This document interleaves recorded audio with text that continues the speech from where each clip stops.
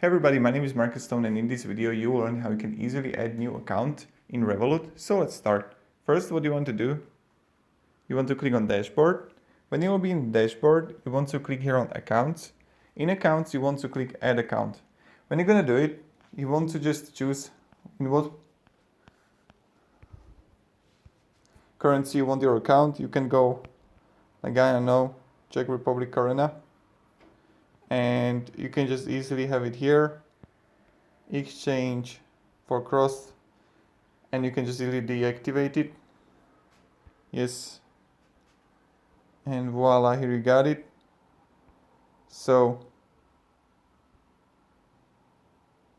this is pretty much it, and this is how we can add new account for your Revolut. By the way, I didn't find a way how you can easily delete the inactive account. I don't know how to do that. I don't even think it's possible right now in Revolut. So thank you very much everybody for watching. Have a great day and see ya. Goodbye.